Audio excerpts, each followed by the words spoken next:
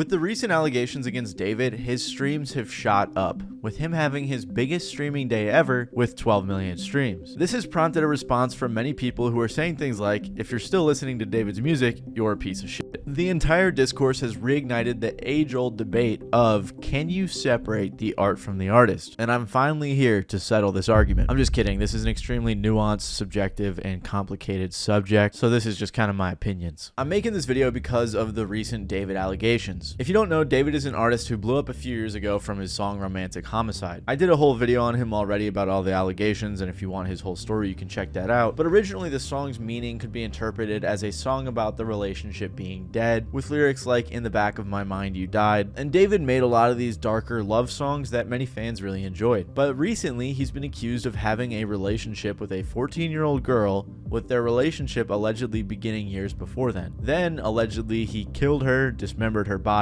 and left it in the trunk of his Tesla. David is 20 years old, by the way. So basically, he's being accused of being a and a murderer. Like I said, after all of these allegations, his streams shot up, which prompted a lot of anger from people, with people saying things like, stop streaming this weirdo, and y'all are ignorant and disgusting. In response, I've seen people saying you can still separate the art from the artist, and I'm here to say, in this particular instance, I really don't think that's possible, because most of David's songs are about love, darker subject matter, and things along those lines. Someone even said, making part of your whole discography a literal confession tape in the most elaborate of ways is beyond disgusting and quite literally insane. So clearly people are interpreting his music as having some sort of relationship with his actual crimes. If you heard this news and then went to listen to his music, I doubt the allegations of him being in a relationship with a child and then killing her will be able to escape your brain. It sure won't for me. And I'm someone who had listened to his music beforehand, but going back and actually hearing these songs again or looking at the lyrics, it's pretty hard to differentiate that from what he's been accused of. Pretty much all of his lyrics can be interpreted in a weird way following these allegations. Like on Here With Me when he says, and if it's right, I don't care how long it takes, which could refer to the big age gap. Or on Ghost when he says, he might have you, but I've got your ghost. He even has a song called Right Now where he says, we can worry about the consequences later. Now we doing things I can't even say in a song. It feels so right, but it feels so wrong. And of course, then there's the lyrics on Romantic Homicide, which literally just sounds kind of like what the situation is. I mean, it's truly hard to read through these lyrics or listen to these songs without ascribing any sort of weird association with what he's been accused of. Because of this, when it comes to a lot of his music, I think it's pretty much impossible to separate the art from the artist, especially because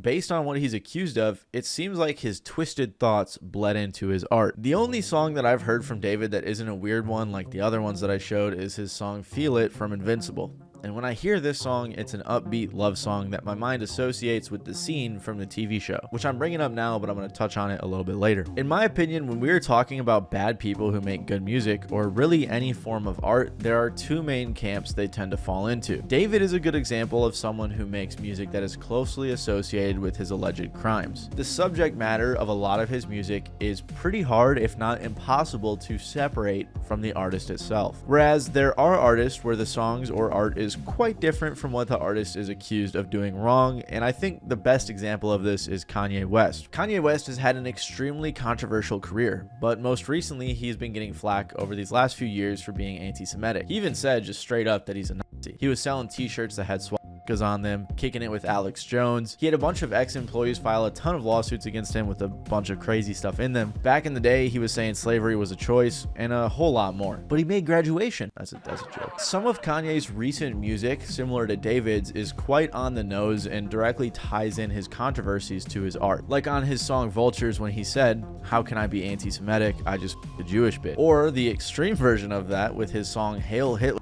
where the chorus is just him repeating that phrase over and over and over again. These, similar to David's songs, probably aren't easy for people to listen to. You literally, in my opinion, in those instances, cannot separate the art from the artist because it's super conjoined. I mean, he even said that this next album got that anti-Semitic sound. But Kanye has also made dozens of classics throughout his career that have nothing to do with anti-Semitism or his crazy beliefs. Power, Stronger, Bound to, Father Stretch My Hands, Runaway, Ghost Town, Devil in a New Dress, On Sight, All Falls Down, Champion. These are some of my favorite Kanye songs, and they have nothing to do with the crazy stuff that he's talking about. Now, obviously, I'm not defending Kanye's actions at all, but I don't think because 10 years later he started going off the rails means that these songs are now void. And I think they're well enough removed from any crazy ideologies. This is a big contrast from David, whose biggest and best songs can and probably do have a direct correlation with the things he's been accused of lately. It may be hard to listen to new Kanye songs, but old ones are pretty far removed from all the recent controversy. However, there's arguably someone that's in the middle of these two a little bit, probably leaning more towards David,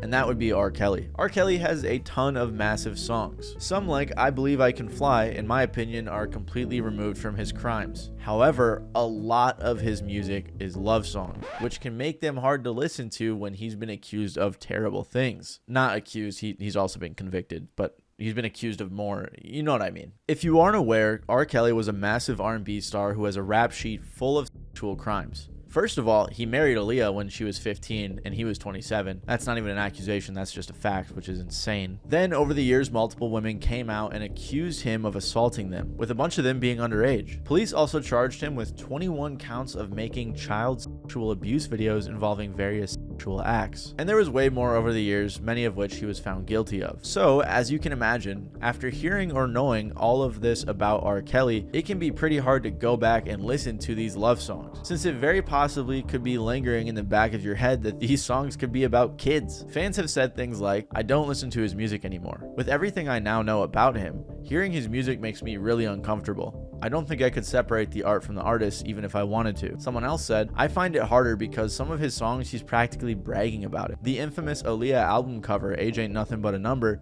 and he's standing in the fucking background." But R. Kelly having such massive hits and big songs before these accusations actually came out starts to raise another problem. A lot of people probably developed an emotional connection to these songs before knowing any of this stuff about R. Kelly even happened. Personally, I didn't.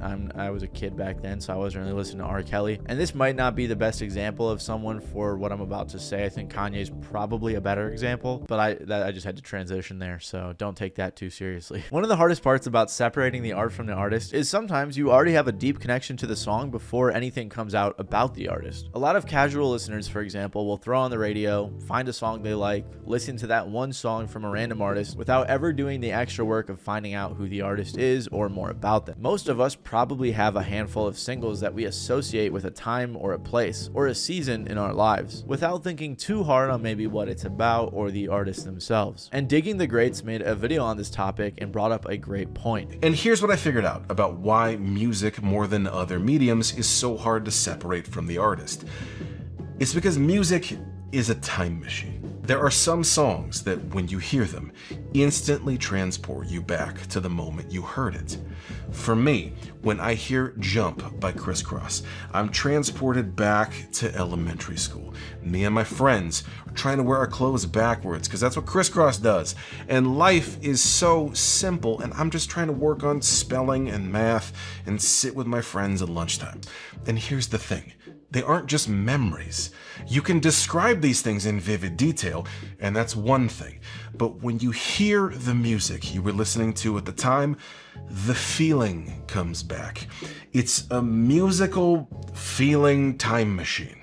This is why it's so hard to separate the art from the artist, especially the older you get.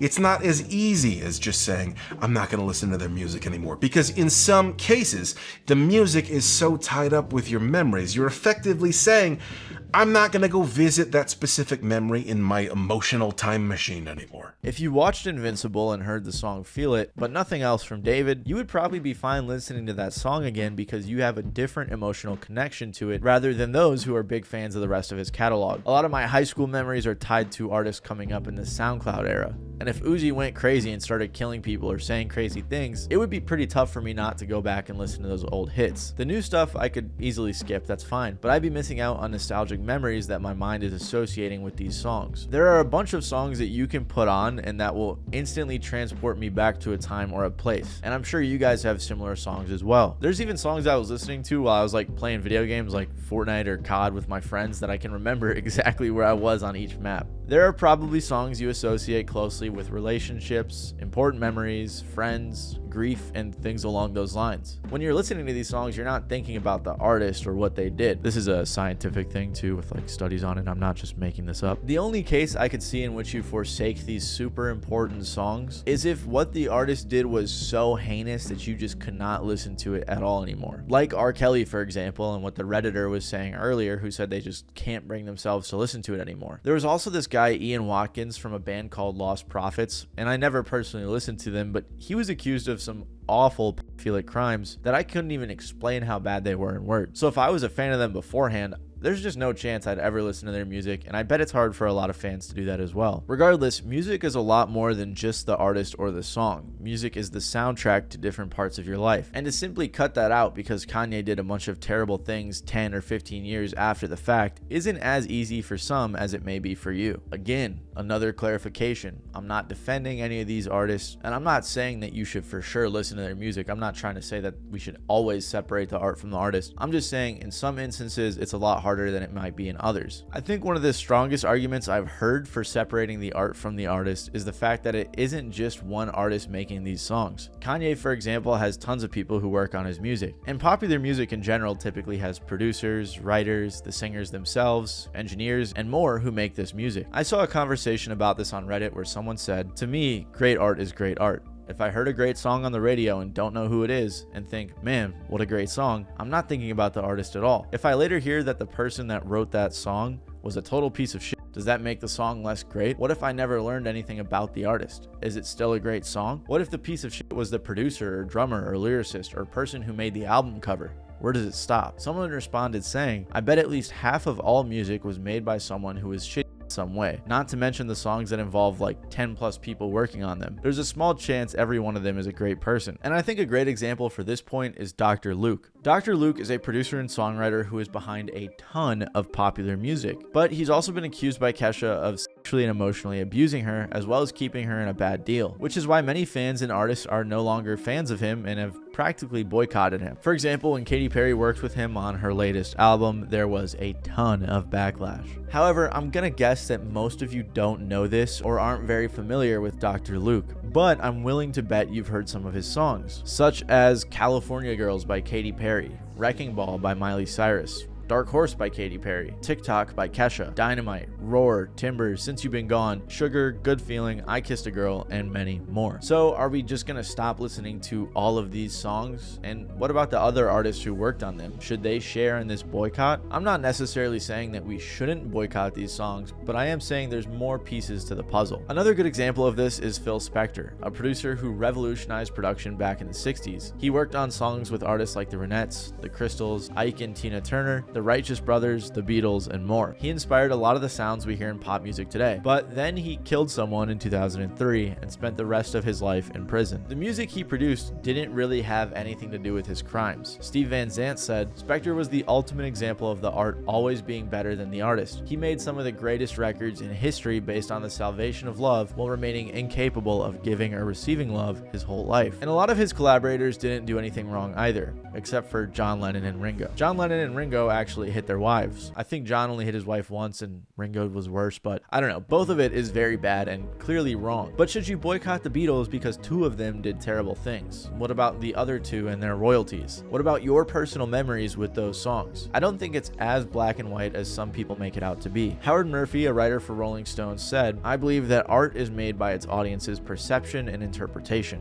It is the audience who imposes the art's meaning and merit. The creator of the art is detached from it the moment the figurative pen lid clicks shut," which I do like this sentiment, but I will say he's not 100% right. Because at the end of the day, when you're listening to these songs, you are financially supporting through royalties the artist who made it. If you listen to a song, watch a movie, read a book, or consume any sort of art from an artist who's done something terrible, you are technically financially supporting them, unless they are dead. And I think this is what makes part of the conversation so so tricky. Listening to old Kanye gives the new Kanye more money. Listening to David will give him money for lawyers too, if they ever arrest him. Listening to those old pop hits support Dr. Luke. John Lennon and Phil Spector are dead though, so I guess listening to their stuff is fine. But this is definitely the hardest part about separating the art from the artist. At the end of the day, separating the art from the artist has to be up to you, the individual. Where do you draw the line when it comes to no longer wanting to support an artist financially? If you've already cleared the song and its meaning and its interpretation for you, you are still supporting them financially. So technically in that sense, I do think it's impossible to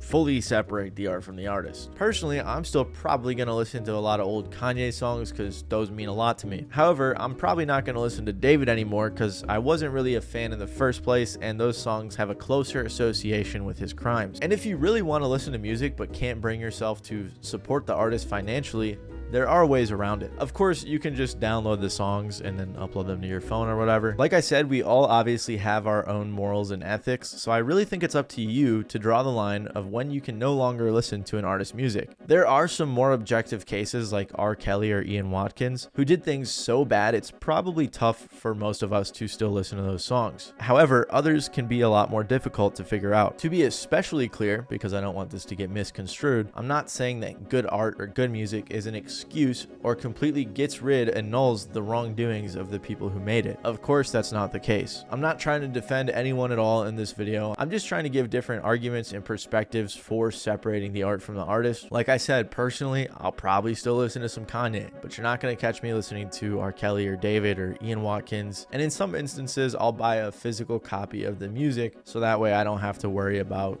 financially supporting them. Third party though, that's key. Third party. Let me know in the comments if you guys agree or disagree, or what your thoughts are on this subject and how you go about trying to separate the art from the artist, if you do at all. Where do you personally draw the line? If you like this video and want to learn more about musicians who did bad things like that Ian Watkins guy, feel free to check out the video that's on screen right now. Other than that though, it's been your boy Matty Balls. I hope you guys don't fry me in the comments for this one, and I will see you guys next time.